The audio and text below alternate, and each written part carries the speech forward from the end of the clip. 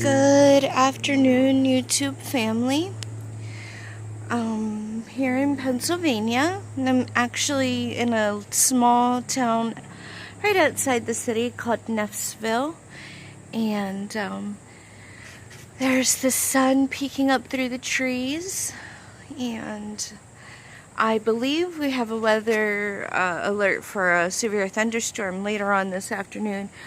But right now, I'm just outside taking in the fresh air, and I was praying, and I wanted to share with you guys that little baby Moses, my grandson, who's barely even a week old, was born with a heart defect, and his heart wasn't pumping oxygenated blood out into his body. I guess vessels that would do that weren't connected correctly. He's all the way down in a children's hospital in Corpus Christi, Texas, and the cardiologist saw the mother yesterday, and I guess the good blood and the bad blood were both mixing in the right side of his heart.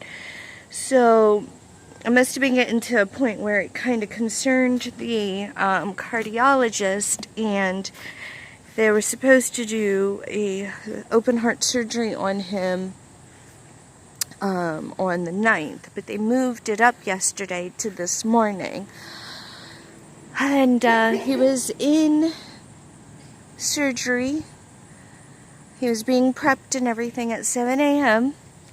Surgery started around 10, and it finished around 1. They said it was a success, that everything should be working correctly. And now, the only hump that he has to get over is, post-surgery infections and everything like that. But, I don't believe that God would have brought this little guy so far and had him touch so many hearts if he were just going to get an infection and not be with us anymore. And I know a lot of you all know my story. You know that I had a daughter back in 2000 who only survived 12 days.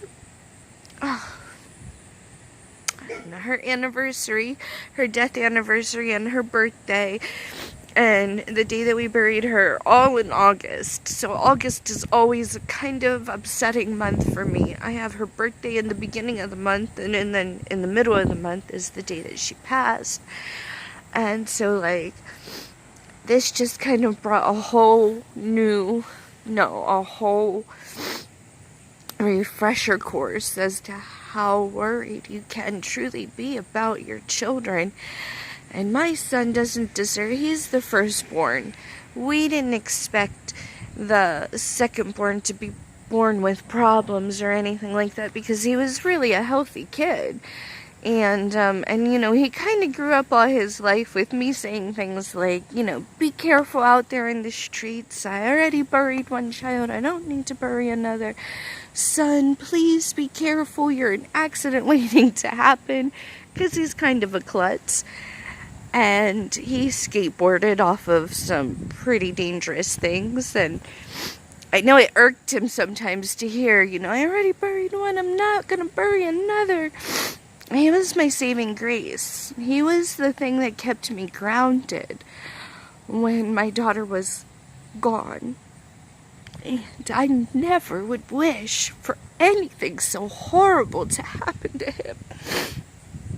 And I am so, so thankful. Thank you, Lord, so, so much for being there with my son and guiding the cardiologist's hands and making sure that my little baby grandson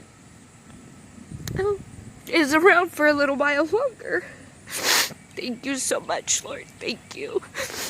I hope you all find something to be grateful for today, because I am grateful for all the things that the Lord has shown me and given to me, and I'm so very grateful that He's in Texas with my son and his family, watching over my baby grandson. Little baby Moses, you're gonna be okay. God is with you. I love you guys, and stay blessed.